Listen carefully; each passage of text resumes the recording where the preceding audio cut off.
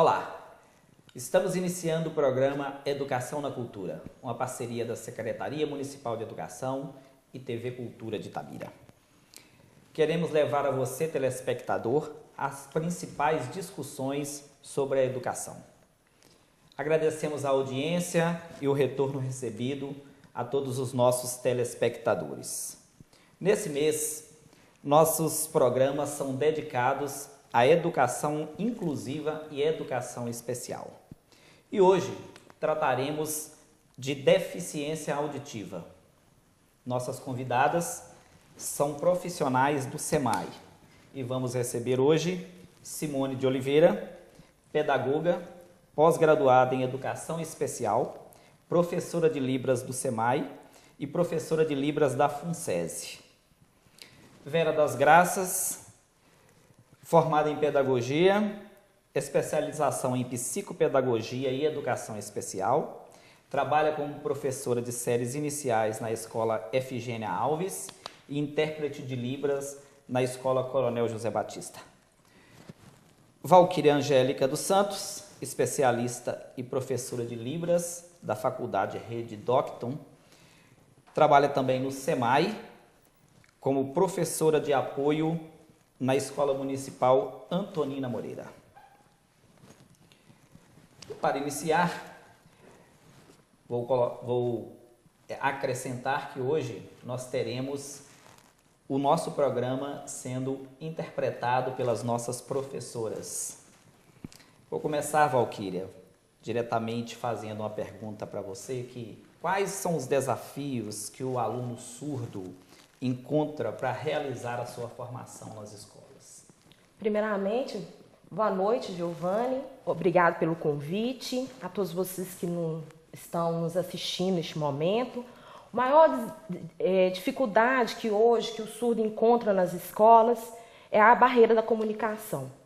Então, assim, principalmente os surdos, para usarem a língua brasileira de sinais, e muitas das vezes não é de conhecimento da escola, e também é uma realidade no nosso país não ter escola bilíngue que venha ensinar primeiro a língua materna, porque a língua de sinais é a língua materna do surdo e ele deveria, dentro da escola, aprender a língua portuguesa como uma segunda língua. E também os nossos alunos com deficiência auditiva, eles também têm muita dificuldade. Por quê? Eles, por não ouvirem bem, muitas das vezes eles perdem o significado, a essência das palavras. Então, eles têm esses entraves dentro das escolas. Por isso que nós encontramos, hoje nós temos vários profissionais que contribuem para que nós possamos superar esses desafios. Muito bem. Vera, a Valquíria falou dos desafios que os alunos encontram na escola, né? Os alunos surdos, né, especificamente. Que trabalho que pode ser desenvolvido nas escolas para superar esses desafios? Primeiramente, boa noite para todos e gostaria de dizer que é um prazer estar aqui nesse dia para falar da educação especial, especificamente sobre a educação de surdos e deficientes auditivos. Bom, Giovanni, a escola ela deve trabalhar na perspectiva de uma educação inclusiva, de uma escola inclusiva. E quando a escola discute, debate esse assunto, ela de fato vai conseguir incluir todos os alunos. Bom, a Libras é uma língua reconhecida no nosso país, porém ela é uma língua ainda ausente do nosso contexto social e do contexto escolar. E para isso, faz-se necessário a gente ter nas escolas o profissional intérprete de Libras. Quem que é esse profissional? Ele é aquele que vai trabalhar diretamente com o aluno no processo de socialização e aprendizagem dele ali na escola. Hoje, as escolas municipais de Itabira, ela conta com a presença desse profissional que funciona, que tem como função ser um mediador no processo na comunicação, na interação entre os alunos surdos e os alunos ouvintes. Então, assim, ele tem um papel fundamental nesse processo de aprendizagem do aluno surdo e com deficiência auditiva. O intérprete de Libras, ele não é um professor regente. Na verdade, ele não planeja a aula, ele não dá aula, mas ele tem como função interpretar na língua de sinais, que é a primeira língua dos surdos, né? Como a Valquíria colocou, todas as aulas que são ministradas por esse professor regente e também em qualquer atividade desenvolvida dentro da escola em que venha a ter interação e comunicação entre as pessoas. Agora, para o trabalho desse intérprete ser bem feito, né, bem desenvolvido, é necessário a colaboração e participação de todos nesse processo. Ótimo. Simone, qual que é a importância do ensino de Libras nas escolas? E todo aluno, né, aproveitando até dessa primeira questão, todo aluno com deficiência auditiva, ele deve aprender Libras? Boa noite, Giovana. Boa noite às colegas. Assim, a Libras, ela é a língua visual motora. E como uma língua, ela tem a estrutura e parâmetros normais. Existem regras que elas têm que ser feitas, realizadas para que haja uma comunicação efetiva. E a Libras é um meio de comunicação e expressão próprio do surdo, porque ele não tem um canal auditivo, ele usa a visão e o motor, que são as mãos. Então, é muito importante o surdo aprender a Libras, porque ele tem direito no intérprete. E ele, tendo a Libras, sabendo comunicar, ele vai estar assim, incluído em toda a sociedade. Ele vai ter o acesso à comunicação e à informação em qualquer lugar, seja na escola, na igreja, no banco, onde ele for, ele vai ter esse acesso de comunicação. Ele vai ser entendido e as pessoas vão compreender, tendo o intérprete e ele sabendo a Libras. E nós já temos, né, comprovado a importância da Libras para o surdo. Primeiramente, quem escolhe como que vai ser este caminho são os pais. Quando nasce, né, quando a família tem um surdo, uma criança deficiente auditiva, os pais é que vão escolher qual linha que vai seguir. Vai ser a Libras, vai ser a oralização ou até mesmo o implante coclear. E essa escolha, no futuro, o próprio surdo pode modificar, por opção ou necessidade, porque no caminho podem acontecer várias dificuldades. Mas a gente sempre diz e afirma que é muito importante a Libras no início, desde a infância, como primeira língua. Como nós temos o direito de aprender o português como a nossa primeira língua, o surdo também a primeira língua é a Libras. E assim, nós temos na escola vários exemplos de surdos que têm amigos deficientes auditivos, quer dizer, eles ouvem um pouco. Mas como os amigos fazem uso da Libras, eles têm necessidade de estar aprendendo. E numa sala de aula, para o deficiente auditivo estar entendendo o que o professor fala lá na frente, às vezes é complicado. Pelo movimento do professor, o andar do professor em sala, ele perde. Então, se ele tem o direito a Libras, todos têm direito a Libras e ao intérprete. Até o deficiente auditivo tem direito ao intérprete. Então, é muito bom e importante todos saberem a Libras. Ótimo. A Vera colocou uma questão que eu acho importante, que foi definido que na rede municipal, né, todos os alunos que têm deficiência auditiva têm direito ao profissional de Libras. Queria colocar uma questão que é o seguinte, o caminho é mesmo esse de haver esse profissional nas escolas para o aluno que tem deficiência auditiva, ou seria interessante que todo professor dominasse Libras para poder comunicar diretamente com esse aluno em sala de aula? Com certeza, Giovana, uma ótima pergunta. E assim, é importante sim, né, nesse início, ter um intérprete em sala. E assim, no futuro, em algumas cidades já tem, o próprio professor sabe a Libras e ele dá. São as escolas bilíngues, que já existe. Aqui em Itabira nós temos, né, o intérprete na sala de aula. Porque imagina assim, um aluno surdo na sala, não escutando nada, o deficiente auditivo também com suas dificuldades, ele tem o direito ao intérprete. E alguns professores que sabem a Libras podem ajudar, mas fica muito complicado para o próprio professor dar aula para a turma em português e ao mesmo tempo fazer a Libras. Por isso que é necessário assim, um outro profissional na sala neste momento. Certo. Vera, a gente está trabalhando essa questão, discutindo essa questão do que é feito na escola, né? O aluno com esse direito ao professor de Libras dentro da sala de aula. E ao sair dessa sala de aula, né, lá no seu dia a dia, junto à família, junto aos amigos, como que é a comunicação desse aluno?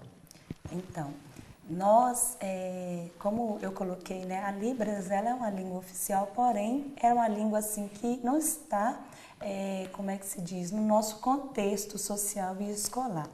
E nós temos, né, muitos alunos hoje surdos e deficientes auditivos que são únicos na família, né? Geralmente os pais, a família é ouvinte. Então, essa é mais uma barreira que muitas vezes esses alunos encontram. Então, é importante, como a Simone colocou, deles estarem aprendendo, né, a Libras ali na escola, dentro do SEMAI, né, na sala de recursos, e também é importante que a família, quando assim, opta pela língua de sinais, né, para que o aluno, né, aprenda essa língua, que é a primeira língua dos surdos, é importante que a família também aprenda para que ocorrer uma comunicação, uma interação melhor desse aluno, desse sujeito, né, na sociedade, em todo o ambiente que ele frequenta. Então é muito importante a família aprender a língua de sinais para assim facilitar, né, a comunicação com esse aluno surdo, né, com essa pessoa surda. Certo. Valquíria, passar para você a pergunta, até complementando o que a Vera falou. Vocês que trabalham diretamente na escola com os alunos, tem havido por parte dos colegas um interesse de conhecer a Libras, né, até para comunicar com o colega na escola, na sala de aula? Giovanni, então, assim, vai ocorrendo de uma maneira tão natural, a gente percebe nas escolas, que os alunos, eles demonstram interesse. Primeiro, gera aquela curiosidade, vamos dizer assim. Aí eu quero aprender porque é legal. E, por exemplo, alguns intérpretes já ficam em pé dentro da sala de aula, então aquilo desfoca até um pouco do professor. Mas depois eles vão vendo que isso é uma coisa natural, é uma língua também, e vão aprendendo juntamente, tanto ele observando o intérprete e tanto com o aluno surdo. Então, assim que tem ocorrido as interações para aprender também o que vai acontecendo, essa troca do surdo com os colegas de sala de aula. Eles acabam aprendendo a língua de sinais e usando com os surdos, tá? E aí facilita também na questão das atividades, dos trabalhos em grupos, há uma melhor interação, o intérprete não precisa ficar ali traduzindo o tempo todo, porque aí o surdo interage diretamente com o seu colega, tira a dúvida. Então ele também participa de todo o processo escolar, tá? Então assim, e também eu não vejo que não é somente os alunos, alguns professores também aprendem alguns sinais básicos para estar ali mantendo a comunicação direta com esse surdo e ter afinidade ali com o seu aluno. Esse é o ponto importante da inclusão, né? Sim, Exato. com certeza, Giovanni. Você inclui o aluno, melhora essa relação. Né? Estamos fechando o nosso primeiro bloco. Convidamos a você para continuar conosco no próximo, continuando com a discussão sobre deficiência auditiva.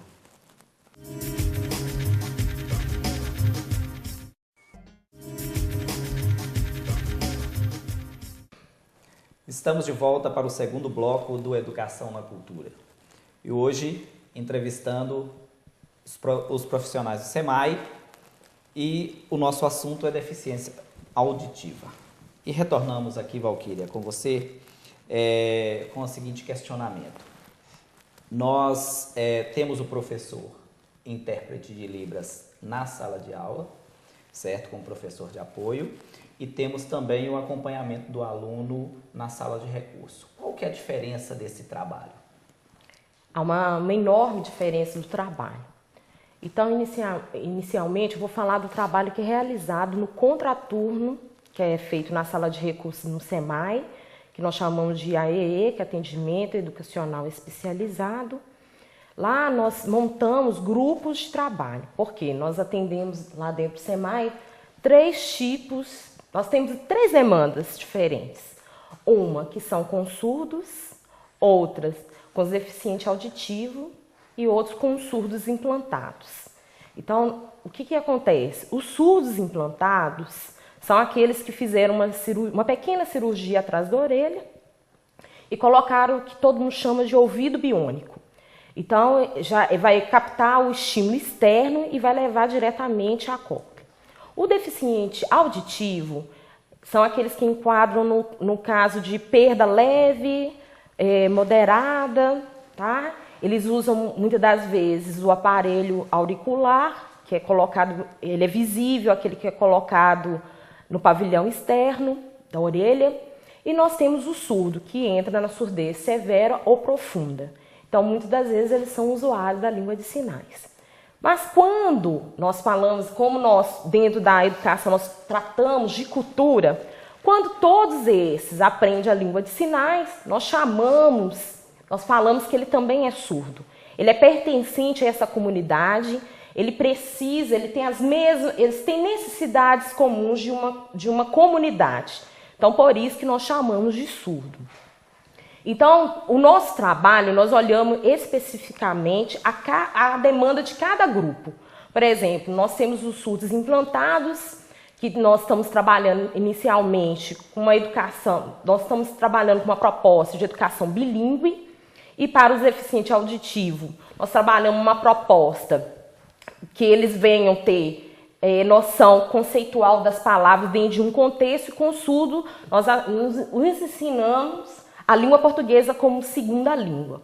Agora, dentro de sala de aula, a proposta é a proposta igual para todos os alunos, e ali o professor irá fazer, juntamente com esse intérprete de Libras, as adaptações necessárias. Por exemplo, há uma avaliação, precisa de mais imagens, está lá só com texto, precisa de imagens, que é assim que o surdo aprende para a língua ser uma língua visual. Então, ele precisa desse suporte visual. Então, o professor ele conta com esse apoio do intérprete também, na hora que o surdo vai escrever na avaliação, está fazendo a troca, a intermediação ali, traduzindo a avaliação em língua de sinais. E este professor também, né, muitas vezes é até difícil para o professor inicialmente, Giovanni, aceitar muitas vezes no início, mas ver que é eficaz, né? Porque muitas das vezes o professor da aula ele gosta de andar, e aí ele vai ver que ele vai precisar de ficar um pouco, parar naquele lugar para que o surdo ou o deficiente auditivo tenha uma visão melhor dele, para que ele realmente, de fato, ele venha aprender e também venha dar esse feedback para o professor da sua aprendizagem. Então o nosso trabalho no contraturno é totalmente diferente desse professor de sala de aula. Certo. Simone, geralmente quando a gente trata de educação, a gente fala da importância da família na escola, né, no dia a dia do aluno. Como que é essa importância, né, dessa família presente, né, principalmente no caso desse aluno que tem deficiência auditiva, tanto para o acompanhamento dele na sala de aula com o professor de apoio, como também na sala de recursos? Giovana, assim, a importância é muito grande. E nós estamos tendo um acompanhamento com uma família que, assim, o resultado está sendo muito significativo, o retorno está sendo muito bom. Os pais, eles têm o direito e o contato de saber o que o filho está aprendendo na sala recurso. Se eu estou trabalhando numa história infantil, se eu estou trabalhando um vocabulário em Libras, a família depois tem uma reunião, a gente tem um horário de atendimento com essa família, onde é passado todo esse conteúdo que a criança está aprendendo na sala de recurso. Para quê? Porque a comunicação em casa é muito importante e tem que ser uma comunicação contextualizada, efetiva. A família, assim, o pai, a mãe, os irmãos não podem ter aquela comunicação de apontamento. A criança aponta, a mãe pega e entrega. O filho quer alguma coisa, a mãe adivinha o que o filho quer, vai e faz. Como que acontece isso? É com o uso da Libras. A família está tendo um horário no celular onde ela aprende a Libras para poder ter esse retorno com o filho em casa. E assim, está sendo muito válido, os pais estão falando assim, citar um exemplo de uma menina de 4 anos que conseguiu chegar na casa da avó e pedir uma maçã. E antes ela só chegava e apontava porque ela queria. Então a avó já está entendendo, então está tendo uma comunicação efetiva, não só de apontamento e de imaginar o que a pessoa quer. Está sendo um trabalho muito gratificante. E os surdos que estão na escola, que têm acompanhamento com a intérprete, também têm este apoio da família. Junto com a intérprete e a coordenadora de Libras do contraturno, sempre tem o acompanhamento dos pais. Tudo é passado para os pais. Um outro exemplo é um caderno de bilhete que a família tem, diferente do caderno de bilhete da escola, onde a intérprete coloca tudo que a criança fez. Se ela foi em alguma excursão, se ela aprendeu alguma música diferente. Para quê? Quando chegar em casa, a mãe, a família, vai poder chegar para o filho e perguntar: o que você fez hoje? Onde você foi? O que aconteceu? Então, isso vai melhorar muito o crescimento da criança na questão da comunicação. Certo. Vera, durante um longo período, as escolas, né, nem só a escola, né, vamos colocar um aspecto mais amplo, a sociedade, ela tendeu a excluir todas as deficiências. Como que o trabalho realizado hoje com Libras nas escolas, né, na sala de recurso, pode auxiliar na questão da inclusão dos alunos com deficiência, tanto na escola quanto no mundo? Tá, Giovani. Assim, é necessário um trabalho articulado entre os professores regentes e esse intérprete de Libras na escola.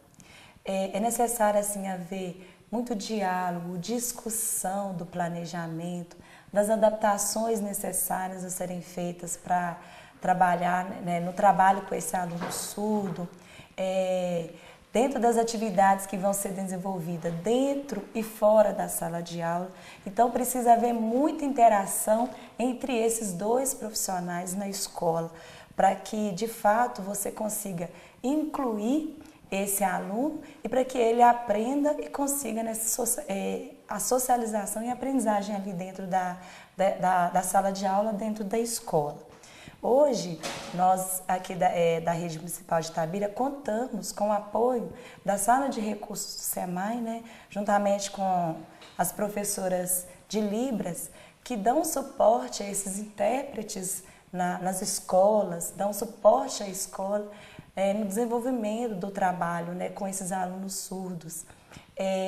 Elas, juntamente com esses intérpretes, desenvolvem ações que visam assim, a promover a língua de sinais dentro da escola, também ensinar a Libras nas turmas desses alunos surdos, para que os alunos ali todos consigam uma interação, uma comunicação entre todos.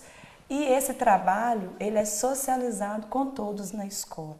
Então, essas são práticas, né, são ações assim, que viabilizam, que realmente, como é que se diz, possibilita uma verdadeira inclusão, né, e participação desses alunos. Então, assim, é necessário esse trabalho articulado para que todos realmente aprendam assim, né, na igualdade, dentro ali da coletividade no espaço escolar. Ok. Simone, no primeiro bloco, você tinha colocado uma situação, eu acho que é interessante a gente deixar isso claro para a comunidade, que foi o seguinte: você falou que, inicialmente, quem faz a escolha é a família, né? Então, a família pode optar por um implante, ela pode optar pelo aluno aprender Libras, e depois que ele tiver mais velho, né, ele é que faz essa escolha e você colocou que geralmente é comum que ele opte por aprender a Libras, né? Explica isso mais claramente para os pais, né, para a sociedade, como que se dá, né, essa relação realmente desse direito do aluno, tanto de aprender Libras quanto fazer o implante, optar por um ou por outra situação. Giovana, assim, é evidente que como a família, quando assim, né, a criança, eles vão ao médico, o médico fala, ó, seu filho é surdo, seu filho é deficiente auditivo, às vezes é muito difícil para o pai, para a família estar aceitando, principalmente se eles forem ouvintes, né? Então, é oferecido para o pai várias oportunidades. Ó, seu filho pode aprender a falar, vamos usar o oralismo. Seu filho tem a Libras. E tem agora a questão do implante coclear, que é um ouvido biônico, né, como a Valquíria já explicou, que o som já vai direto na cóclea. Então ele fica sem saber qual caminho a seguir, né?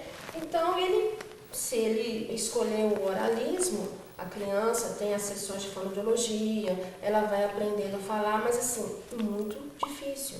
São exercícios atrás de exercícios. Consegue? Alguns casos conseguem, outros não. Mas a dificuldade que pode acontecer depois, por exemplo, assim, um aluno que, né, a criança que tem o oralismo, vai chegar numa sala de aula, a sala grande, vários professores a todo momento, eles mudam de posição e quem usa o oralismo tem que estar olhando para o rosto da pessoa, para o rosto do professor. Então já aconteceu vários casos de alunos quererem aprender a Libras, poder ter um intérprete em sala de aula. E nós temos no SEMAI 2 exemplos de crianças que fizeram o implante coclear. E por opção da família, elas já estão aprendendo a Libras, porque elas querem que as crianças sejam bilíngues. Elas vão saber 2 línguas.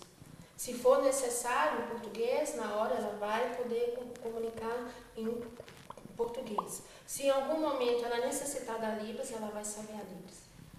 E como, assim, em alguns casos, como eu citei, o jovem ou o adulto percebe e tem a opção por necessidade, ele vai procurar Libras.